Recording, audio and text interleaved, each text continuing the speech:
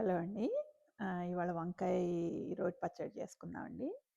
కొత్తిమీర, పచ్చిమిరకాయలు, వంకాయలు ఉంటే సరిపోద్దండి. అండ్ కొన్ని పీనట్స్ అండి. ఓకేనా?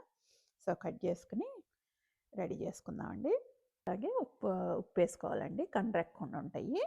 ఇలా ఒక బాండీ తీసుకుని ఒక బాండీ తీసుకుని ఇందులో కొద్దిగా ఆయిల్ వేసానండి. అందులో కొద్దిగా పీనట్స్ వేసుకుందాం. కొద్దిగా వేయించుకుందామండి దోరగా. అలాగే ఇప్పుడు పచ్చిమిరకాయలండి, ఒక 10 పచ్చిమిరకాయల దాకా. అలాగే ఈ వంకాయలు వేసుకుందామండి, కోసి పెట్టినవి.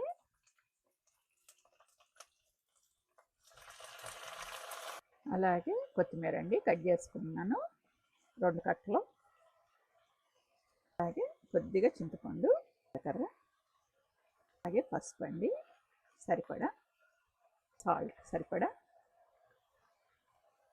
అలాగే నా దగ్గర ఎల్లిపాయ లేదండి ఇప్పుడు ఈ వీడియో చేసే టైంకి, సో అందుకని అల్లం వెల్లిపాయ పేస్ట్ అండి, టేస్ట్ కోసం బాగుంటుంది. ఇవన్నీ ఒకసారి కలుపుకొని మూత పెట్టుకుందాం అండి. చూడండి ఇలా అయింది, దగ్గరికి వచ్చింది. సో ఇప్పుడు తాలింపు పెట్టుకున్నానండి. ఆవాలు, జీలకర్ర, శనగపప్పు, పచ్చిశనగపప్పు, అలాగే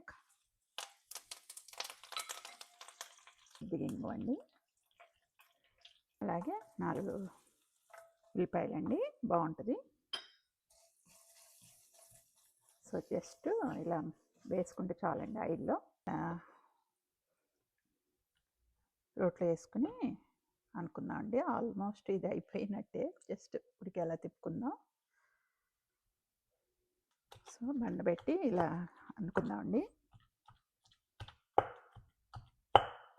ఉప్పు కారం చూసుకుందామండి.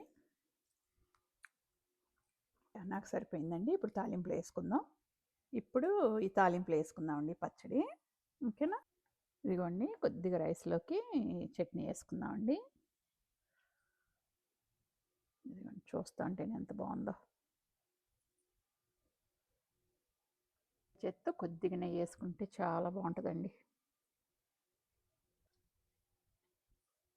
చాలా బాగుంటుందండి ఇది. ఎప్పటికీ ఎవరి టైము ఫేవరెట్ అండి ఇది. మీరు పెరుగులోకైనా నంచుకోవచ్చు, లేకపోతే ఇలా అయినా తినొచ్చు. చాలా బాగుంటుందండి. చాలా బాగుందండి. ఓకేనా? మీరు కూడా ట్రై చేయండి. సింపుల్గా ఉంది. అన్నం తక్కువ, ఈ పచ్చడితో ఎక్కువ తింటారండి. సో మీరు కూడా చేసుకొని తినండి, చాలా బాగుందండి. ఓకేనా? ఫస్ట్ టైం కనుక నా ఛానల్ చూస్తున్నట్లయితే ప్లీజ్ సబ్స్క్రైబ్ అండి. రమాస్ కుకింగ్. Thank you.